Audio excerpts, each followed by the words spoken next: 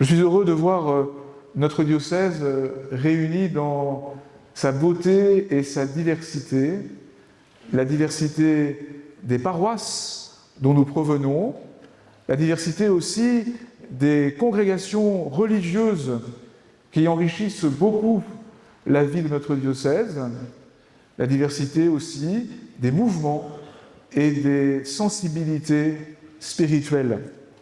C'est cela, l'Église rassemblée dans la communion, et c'est comme cela que l'Église en général, et notre Église particulière dans le diocèse de Nanterre, est belle.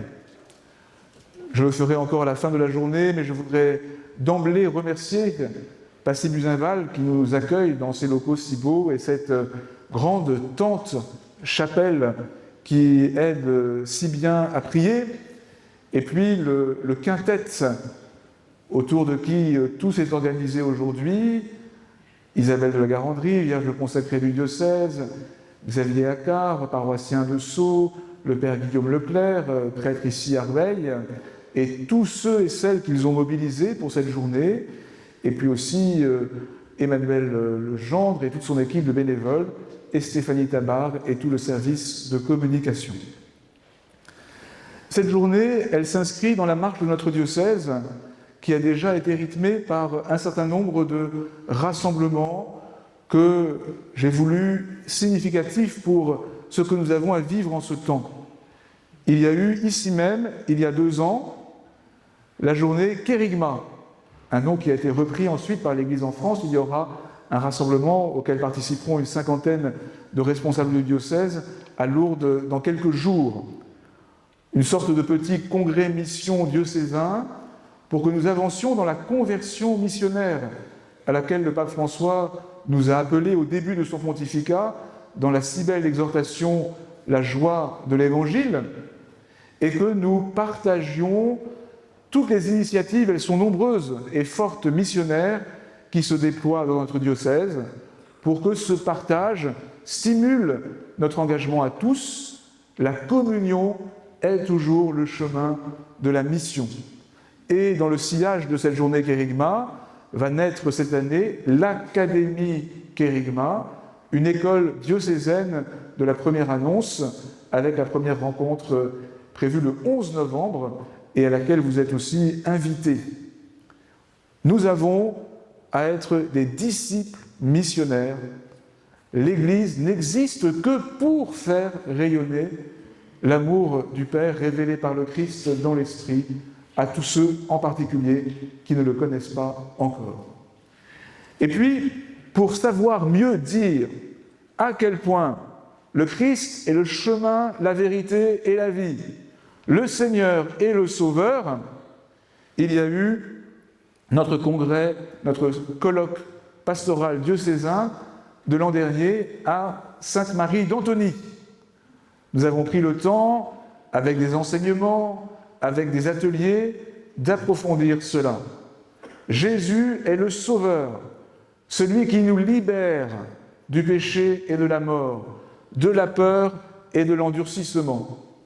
Et ceux qui ont participé à cette belle journée se rappellent la variété des ateliers que nous avons proposés, où la bonne nouvelle du salut a été mise en regard avec bien des aspects de notre vie diocésaine et ecclésiale, le salut et le service des pauvres, le salut et l'accompagnement du deuil, le salut et la préparation au baptême, le salut et le drame des abus, le salut et la souffrance, le salut dans la Bible, le salut dans l'enseignement du Concile Vatican II, le salut dans la tradition de l'Église.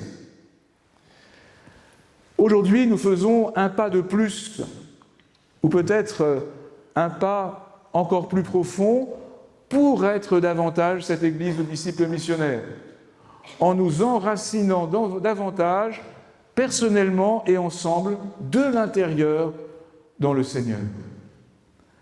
Pour que notre annonce ne soit pas simplement une parole réfléchie, certes, et cohérente, mais pour qu'elle jaillisse du plus profond du cœur.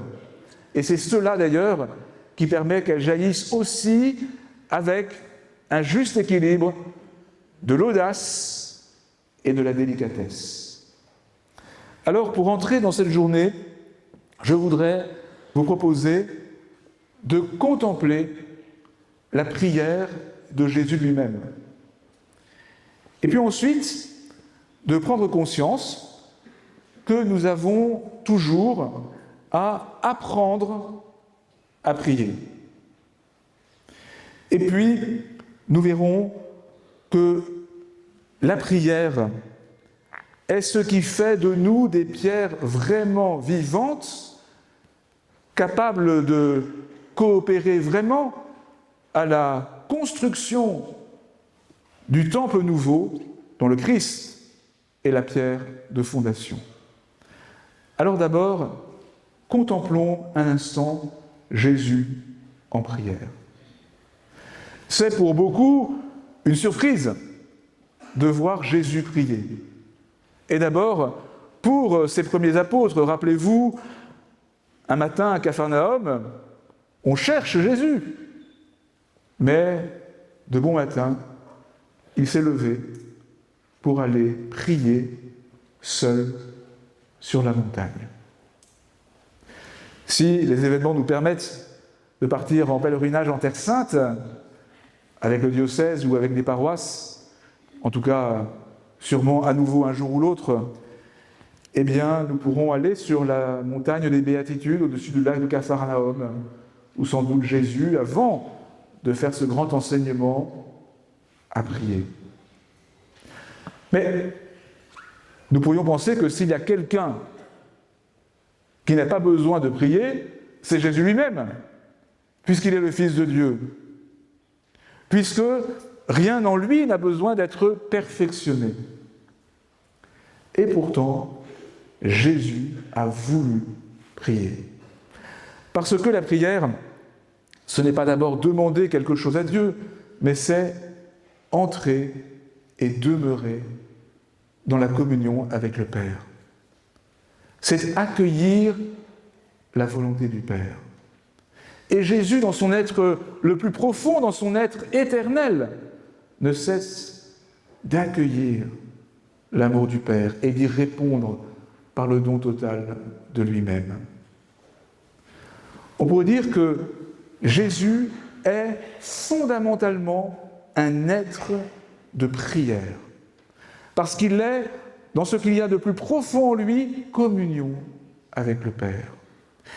Et il nous appelle, en permettant que par le baptême nous devenions des enfants de son Père est notre Père, il nous appelle à partager cette intimité avec le Père.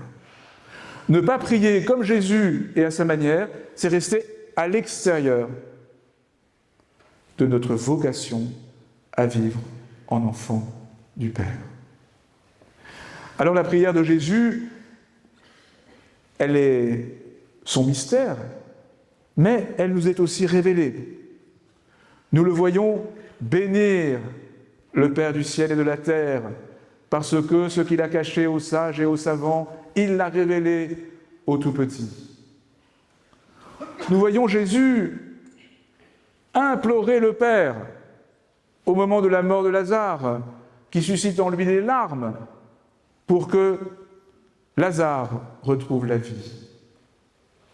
Il a prié, comme dit la lettre aux Hébreux, avec un grand cri et dans les larmes, comme cela peut nous arriver aussi.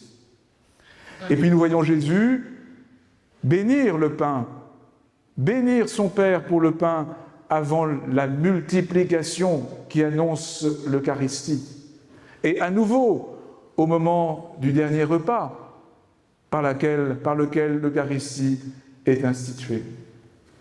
Et puis nous voyons Jésus prier encore plus intensément sur la croix, à la fois pour ceux qui le mènent à la mort. Père, pardonne-leur, ils ne savent pas ce qu'ils font.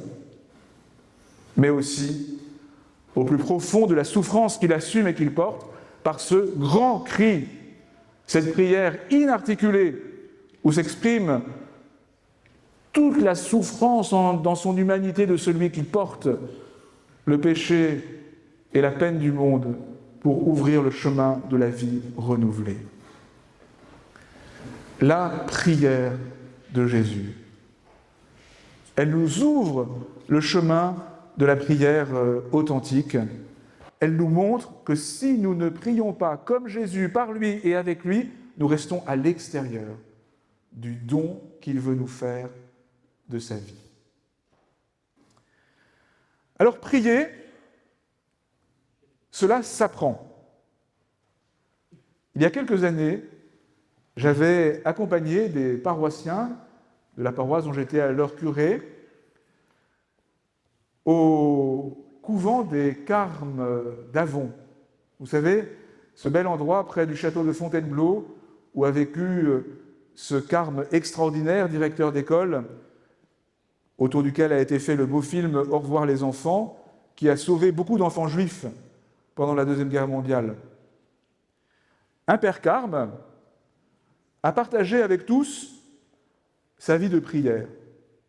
Et des paroissiens, après, m'ont dit « Souvent, vous nous dites qu'il faut prier, mais vous ne nous apprenez pas à prier. » Stimulé par cette remise en cause, j'ai organisé dans ma paroisse des écoles d'oraison qui ont permis à beaucoup de se mettre à prier personnellement. Cela fait 25 ans et je sais qu'aujourd'hui, certains continuent de vivre au rythme du dialogue intime avec le Seigneur dans l'oraison. Dans notre diocèse, les écoles d'oraison, mais aussi les semaines de prière accompagnée, plutôt ignatiennes, et beaucoup d'autres initiatives permettent que nous apprenions les uns et les autres à prier. Mais nous n'avons jamais fini d'apprendre à prier. Et puis, les catéchumènes que nous accompagnons, les enfants qui sont catéchisés, ceux qui redémarrent dans la foi, tous ont besoin d'apprendre à prier. Et la tradition de l'Église est d'une richesse extraordinaire, puisqu'elle propose toutes sortes de formes de prière qui permettent à chacun, avec sa sensibilité humaine, son expérience spirituelle, la variété de ses besoins à telle ou telle étape de sa vie personnelle, de trouver un chemin de prière adapté. C'est ce que manifesteront la multiplicité des ateliers de cet après-midi. Après que nous aurons fondé ce matin, de manière un peu générale, les points d'enracinement de la prière, nous pourrons de toutes sortes de manières, avec beaucoup d'entre vous qui venez partager votre expérience, découvrir qu'il y a un très grand nombre de manières de prier. C'est cela aussi la beauté de l'Église. Dans l'Évangile, il y a ce moment extraordinaire où les disciples disent à Jésus « Seigneur, apprends-nous à prier. » Et que fait Jésus ? Il leur dit « Quand vous priez, ne rabâchez pas comme les païens. Ce n'est pas le nombre des paroles qui fait la prière, mais dites « Notre Père ». Et Jésus donne le Notre Père comme le concentré de la prière, de toute prière authentiquement chrétienne, parce qu'elle nous fait entrer dans cette relation d'enfants du Père et aussi de frères et sœurs les uns des autres. Le Notre Père commence par ces trois invocations. Notre Père, que ton nom de Père, soit déclaré saint. Que ton règne, que le Christ est venu inaugurer, arrive. Que ta volonté, que l'Esprit Saint diffuse dans nos cœurs, soit faite. Vous voyez, le Notre Père commence comme nous avons fini chaque psaume. Gloire au Père et au Fils et au Saint-Esprit. Gloire au nom du Père, au règne que le Christ inaugure et annonce, et à l'Esprit répandu dans nos cœurs qui nous permet d'agir selon la volonté du Père. La prière est une louange, comme nous l'avons vécu ce matin de deux manières. Les laudes, cela veut dire louange. Louange du Père, du Fils et de l'Esprit. Et puis, après qu'elle a été louange et adoration, elle est aussi demande, avec tout ce qui peut habiter notre corps, la demande du pain de la vie quotidienne, du pain de l'Eucharistie, du pain de la grâce, de l'amour de Dieu qui nous permet jour après jour d'avancer sur notre chemin. La demande d'un cœur miséricordieux pour témoigner par notre miséricorde de la miséricorde dont nous sommes nous-mêmes bénéficiaires. La prière chasse la dureté des cœurs quand elle est authentique. Et puis, la prière nous fait discerner la volonté de Dieu en lui demandant légitimement de ne pas nous donner un poids trop lourd à porter, comme Jésus lui-même l'a demandé dans son agonie au Jardin des Oliviers, mais en tout cas, quoi qu'il en soit, de nous délivrer du mal et de la mort. Mes amis, d'une manière ou d'une autre, cette journée va nous apprendre à dire notre Père. La prière de Jésus, l'apprentissage de la prière. La prière est ce qui construit l'Église et notre communauté chrétienne. Pourquoi ? La prière construit l'Église. Comme certains d'entre vous le savent, je suis actuellement à Rome depuis 15 jours et pour 15 jours, en participant au synode que le pape a convoqué pour que nous puissions aller de l'avant dans une meilleure participation de tous à l'annonce de l'Évangile par l'Église et dans l'Église. Et pendant ce synode, la méthode employée, que certains connaissent bien dans le monde ignatien en particulier, proche de la spiritualité jésuite, est de vivre des conversations dans l'esprit. Nous abordons des thèmes qui sont parfois des thèmes difficiles, ce qui fait que nous pouvons les aborder avec sérénité. C'est qu'après 3, 4, 5 interventions, nous prenons un long temps de prière. Et c'est extraordinaire d'être réunis à 350 avec le pape, des évêques du monde entier, des fidèles laïcs, des consacrés du monde entier, et de prendre, dans une matinée de travail, 4, 5, 6 fois, 4 minutes de prière totalement silencieuse. Pour sortir d'une logique d'affrontement de type politique et entrer dans la vérité d'un discernement proprement spirituel. La prière construit l'Église parce qu'elle nous permet d'accueillir les appels du Seigneur à contribuer à sa vie de toutes sortes de manières. Certains d'entre vous connaissent peut-être cette phrase de saint Paul qui dit quelque part dans la lettre aux Romains « Ne brisez pas l'élan de votre générosité, mais laissez jaillir l'esprit. » Mes amis, pour ne pas briser l'élan de notre générosité, pour laisser jaillir l'esprit, encore faut-il être à son écoute.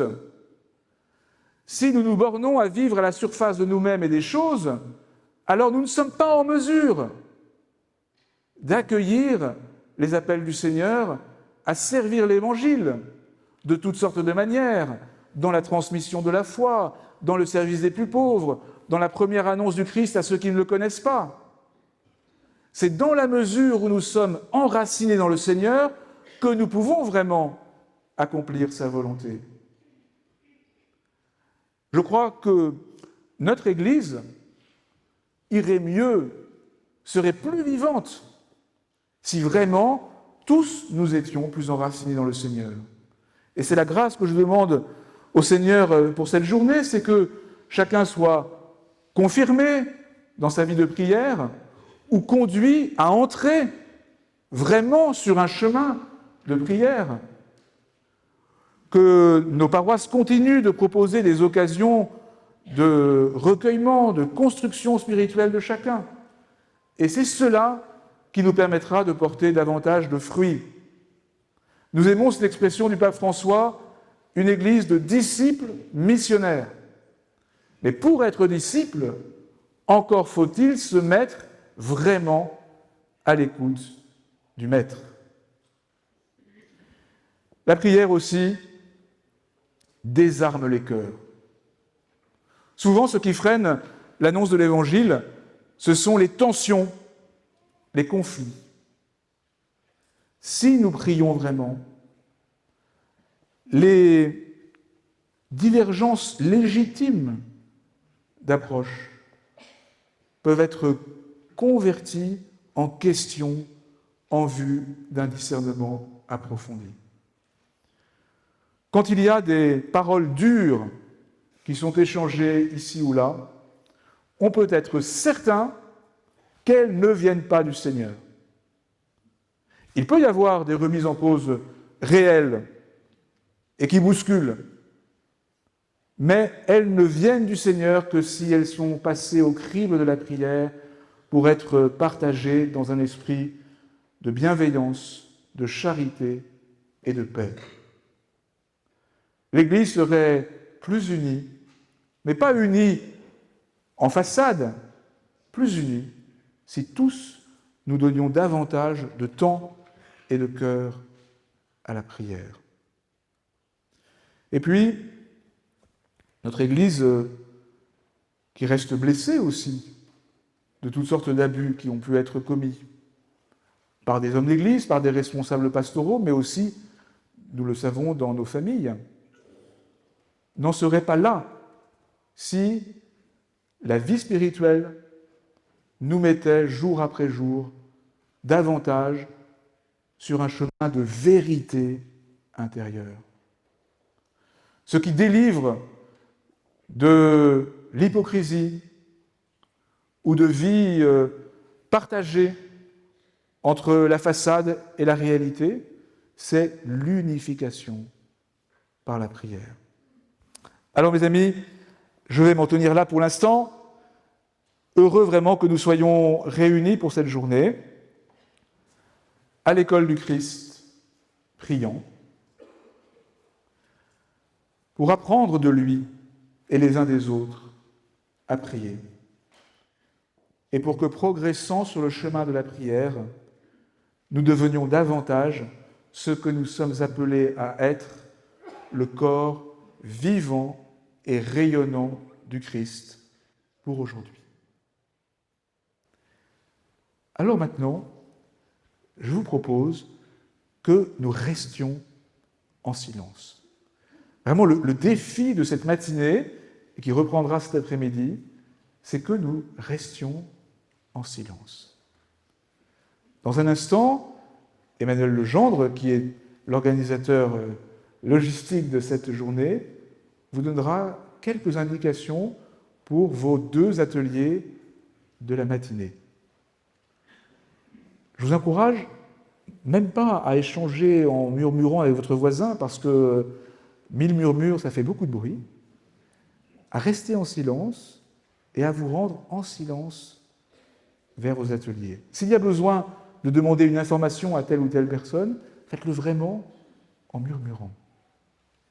Et puis quand nous nous retrouverons pour le déjeuner, nous resterons en silence. Un déjeuner en silence, à 1000, c'est un peu un défi, mais j'espère que nous allons pouvoir le relever. Alors rassurez-vous, au dessert ou au café plutôt, le dessert sera en silence. Au café, vous pourrez partager avant de reprendre l'après-midi sur un mode recueilli. Certains d'entre vous se disent peut-être, mais tous ces gens qui sont là, j'aimerais faire connaissance avec eux, ce serait tellement bien, tellement intéressant, tellement constructif pour la vie diocésaine. Vous allez voir, qu'on fait parfois plus connaissance les uns des autres en priant silencieusement les uns auprès des autres qu'en partageant de premières conversations inévitablement un peu superficielles.